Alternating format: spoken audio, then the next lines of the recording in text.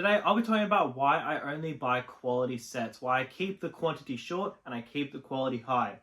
I don't really want to waste time, so I'm just going to get straight into it. So first of all, to be clear, I only buy booster boxes. I don't buy ETBs, unless it's holiday sets, which is a bit of a different story. But if it's a main set, I don't buy anything else but booster boxes. Why? Because it goes up the highest percentage. We all know that. But the better question is, why would I only buy the highest quality set? You can buy a Paradox Rift booster box and save maybe $100 or $70 or $50 versus buying a Destin Riles booster box. So I'll be explaining why you should only buy the top quality sets. Hopefully, if you're on the edge thinking like which one you should buy, hopefully this is the video that you need to really just make that final decision on only buying high quality sets. So let's begin. All right, first of all, I'm just going to go over some quick data. So first of all, let's look at a set like Vivid Voltage. I just want to be really quick with these because I have a lot of points I have to make and I got to jam pack all this video into just, I want to make this video as short as possible, right? So we're going to get straight into it. So first of all, Vivid Voltage. If you bought it in 2021, you would have paid $177 a booster box, and now it's worth $200 a booster box. Now, that's not a high quality set. It doesn't have a lot of demand other than the first couple months where people were kind of obsessed with it. But once people realize it's actually not that good of a set, it's just been dead for ages. It's not worth buying. But then let's look at side to side. Let's look at a price difference. So in mid 2020, you could have bought an Astral Raids booster box for $105. At the same time, you could have bought Evolving Skies booster box for $150. So 50% higher. That's a pretty big deal. So $50 more, that's no laughing matter. That is the same as buying a Destin Riles booster box for, let's just say, $300. Meanwhile, a Paradox Rift booster box is $200. That's a very, very big difference. So you need to ask yourself, which one would have been the better option? Buying the cheaper one, yes, it may not perform as well, but you're getting a better entry, or buying the highest quality item? Well, it's very easy to answer this. It's very easy, buying Evolving Skies. All right, done. Thanks for watching, guys. Have a good one. But the long answer to the question why is basically because people feel like the world revolves around them. We all do it to a certain extent. I may think that the world fully revolves around me. You may think that the world some revolves around you. But in the real fact, we are all just a speck in every single statistic, right? And Pokemon is no different. If we look at Sun and Moon, if we look at Sword and Shield, how many sets are complete blurs? How many sets are sets that just don't age well whatsoever? So what is a blur set? That's a bit of a nickname I've called sets, and I'm going to continue to call it. It's basically a set that exists right now, and you think it's cool. You try to justify why it'll do well. Say, I don't know, Shadow Fable or Obsidian Flames. People find their reasons on why it'll do well, but the problem is it's a blur set. Meaning in 5 years' time, when there's 30 sets after it, no one's going to care because it's going to be a blur in all of the sets. But then sets like Evolving Skies or Fusion Strike stick out. So should you invest in a blur set and potentially get a better entry on it? And if you do, how long should you hold it for? So first of all, let's just answer, should you invest in blur sets? My answer is no. My only time it would be a yes is if you get it at a fire sale. Now, my problem with Pokemon right now is there's no fire sales, right? So there's no opportunity to buy a blur set. If you buy a blur set, you're just buying it at an inflated price like any other set. So now could not be a possible worst time to invest in like these blur sets. But I'm just going to quickly use this as an example. You don't need to click off, okay? Just hear me out. This set is under wholesale. Well, the price I bought at, it was under wholesale. It was being absolutely dumped. It was so hated. It was a pretty crap set, admittedly, but it was so hated. So what did I do? I picked up 8 of these and I bought them for, in AUD pricing, I bought them for $280 each, and now they go for about $350. That's, I think, like, what, a 30-40% gain, something like that. I think it's about the 35% range. That's pretty solid. But the thing is, I would never hold on to this long term. I've been pretty crystal clear with this. When this doubles, I'll just sell it. Like, when it doubles, I'm more than happy to just sell it, take my 2x and just run off into the sunset, right? That's what you can do with these blur sets. But the problem about Pokemon, like, if you're watching this when I release it, provided you're not watching it years in the future when they finally catch up to demand, but if you're watching it right now, I would not invest in blur sets because there are no fire sale sets out there. Now, a good example I want to bring up to back up this claim further is when Twilight Masquerade came out, it was the first good set of Scarlet and Violet where there was like a sense of hope for main sets, right? Had an expensive chase inside and people really, really liked it. So Twilight Masquerade was never really like a fire sale, right? It was never fire sold. You couldn't really get it at a good discount. Paradox Rift, Temper of Forces, those were so dead. Shrouded Fable, absolutely like so cheap. The thing about Twilight Masquerade is it was never really cheap. It wasn't MSRP, it was obviously under like any other set, but there were no fire sales for it, right? Let's say you would have paid $130 for a Twilight Masquerade booster box, but in Paradox Rift you could get it for like $110 or $100, so like a 20 to 30% difference. Now, if we fast forward to now, if you bought a Twilight Masquerade booster box, you would be laughing. Now, of course, there is a bit of a link towards the fact that it hasn't gone a second print wave, but at the same time, you can already see in the short term, it's just outperforming poor sets. So if a set is quite resilient to its price now, it'll just do numbers in the future, but we're not done. So let's just quickly look at some other stuff. So at the same time, you could have bought Unified Minds and Cosmic Eclipse. Unified Minds went from $300 to $2,300. So that's a pretty significant gain. That's pretty respectable, right? But in the same time frame, if you just spent a little bit more and put $450 in a Cosmic Eclipse booster box, once again, same time frame, same day, $150 more for a booster box, it's now worth $3,300. So what does this tell us? This tells us that you investing an extra $150 in a booster box can add an extra $1,000 of value. But then if you bought a Guardians Rising booster box at the same time, you could have bought a Guardians Rising booster box for about $220 back in, and this is, sorry, I just want to be clear, this is 4 years ago in 2021, right? If you bought Guardians Rising in 2021, you could have gotten it for about $250. Now that box is worth about $661. So let's just be clear for a second. A booster box you paid $250 for, you'd have made about a 2.5x on your money, so about a 150% return. If you bought a Cosmic Eclipse booster box at the same time, you would have paid $450, but that is now worth $3,300. That's pretty ridiculous. So what that goes to show us is that saving $100, $150, $200 on each box now is not worth it. We're way better off just buying the expensive booster box and letting it appreciate. Now here's the thing, I just want to bring up a quick argument to this point and then I'm going to counter it. The argument to this point is that you don't know which sets are the best sets in that current time. Like, for example, no one really liked Paldean Faith for a good while until the Bubble Mew jumped up to about $250 USD and then it calmed down for about 4 months and now it's gone bonkers again, right? No one really cared about Paldean Fates. In fact, I had a display and I bought too many displays. So I wanted to sell it for like $600, one of my displays, because I wanted to put that into 151. And I tried to sell it to a mate of mine and he didn't want it. He was like, nah, I'm all good.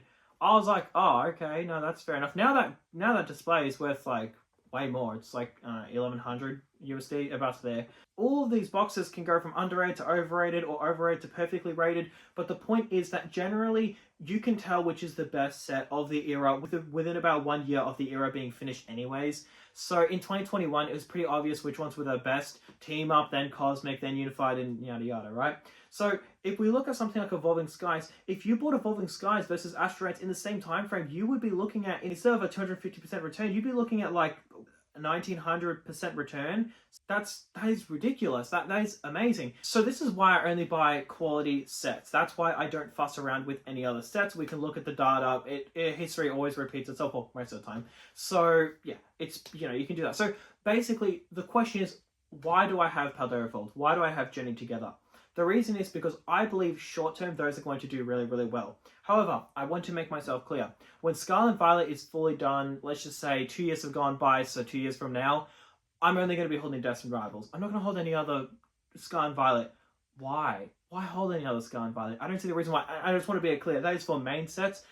Paldean Fates, I love. 151, I love. They all have their own unique thing, right? 151 is like the modern base set of Pokemon. Then Paldean Fates, you have the amazing shiny cards. Then Destined Rivals, you've got Team Rocket cards. But then other than that, like Journey Together is okay. It's an okay set. I mean, for me, I'm more of invested in those like those box toppers. So if I plan to only hold Destined Rivals in the future, why do I then have 10 Paldea Evolved booster boxes? Well, the reason why is because right now, I believe Paldea Evolved will outperform Destined Rivals. So I have two options.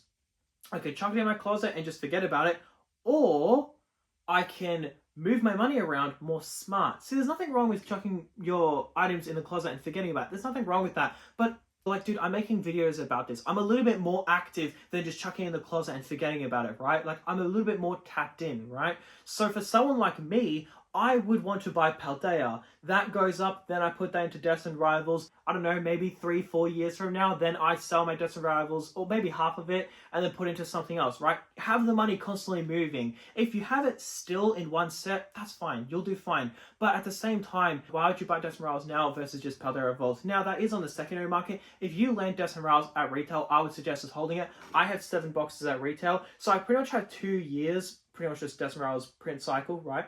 To buy as much Destined Rivals at its current retail price. Now, once it's out of print, what I'll do is I'll look and I'll go, all right, I have, I don't know, 30, 40 boxes. I want, let's just say 100 boxes. I really don't know. But let's say I want a certain amount. I'm going to sell all my Paldea Evolved and put that into Destined Rivals. Now, the thing about Paldea Evolved is it's going out of rotation next year. So that's why I'm holding on to it, because it's one of those mid sets. Paldea Evolved, it's a type of set to be like a top 5 performer or like a top 6 performer. But let's be real for a second. Scarlet and Violet has so many good sets. Buying all this noise, buying Paradox Rift and Temporal Forces and all these sets, you're going to do well short term, but long term, I don't see the potential. So if you're holding those sets, you're going to do absolutely phenomenal. But I would not bother holding them longer than a couple of years. Temporal Forces, Paradox Rift, those are blur sets, right? So they'll do really well now because we feel like the world revolves around us, right? Like, the question is, should you buy Paradox, Temporal, Shrouded, all these underrated sets? Well, okay, maybe not underrated, but all these sets. But in 10 years' time, no one's even going to talk about Paradox Rift. No one's going to care. In 10 years' time, no one's going to care about Temporal Forces. No one's going to care, right? So you need to think long term. What are people going to care about long term? Evolving Skies is going to age like wine, Fusion Strike, Lost Origin, and then, Twilight Masquerade, Prismatic Evolutions, Paladin Fates, those are going to age really, really well. Especially cards with iconic names like Bubble Mew, Sunzard, the Sunbreon. Those are going to age really, really well because there's an attachment to it. The problem about some sets is they're not going to age well. So I would not hold my Aether Drift booster box for more than a couple years. I probably wouldn't even hold it for more than 6 months. If that goes to, if that thing goes to like 600 AUD, which is pretty much my 2x entry after fees, then I would probably just sell it immediately, right? I would not hold on to it long term. But you know what I would hold on to long term is Destined Rivals, because that has a demand. And I think there's a misconception where you have to hold all these different items and you have to make these constant plays. You don't really need to. You can be pretty low key. Like, if you look at my collector profile, I don't really have that many items up there. I have my Evolving Skies, Paladin Fates, 151, Prismatic, and that's honestly it. Other than like 2 Sea and Sky boxes or, I don't know, some other stuff, that's pretty much it. It's like consisted of 4 sets. Oh yeah, I have obviously Paldea Evolved and Journey Together, but it's not much. There are some people that I see, some people will send me pictures of their holdings, or I'll see some Reddit posts and I'll see pictures floating around, and people have like 20 different items. They'll have like 1 tin, 1 collection box, 1 booster box of this, 1 booster box of that. Oh yeah, I have a bit of Temporal, Paradox, Twilight Masquerade, Obsidian. Why? If you know Destined Rivals, 151, Paladin Fates, if you know those are going to outperform those long term, why would you even bother holding it? Now, of course, once again, there could be the short-term side of it, but most people don't think that. Most people just say, I'm going to hold it for 5 years. The amount of times I hear people say that they're just going to hold it for 5 years, they rarely ever do, right? That's why I don't commit to holding for 5 years. First of all, anything can happen. Second of all, a better opportunity could come up. Third of all, you could need funds. You could need to take some profit out. So the whole idea that your world is magically going to line up and that item is magically going to be hot for 5 years, I just doubt it. So that's why you should be thinking more planned out, right? Like, I don't plan to hold on to Paldea Evolved and Journey Together long term. Nothing wrong with that. There's this culture around investing where it's like you have to be in the long term and you have to wait. No, you don't. In fact, more than likely, after probably 5 years, I'd probably start considering buying an investment property or buying a house that I can live in, because right now I'm renting. But in the future, you can think about that. Hey, maybe I liquidate everything to fund that. I don't know. But what I'm not going to do is I'm not just going to commit to holding on to 5 years and just call it a day. And I'm just going to end this. I'm just going to close on this real quick.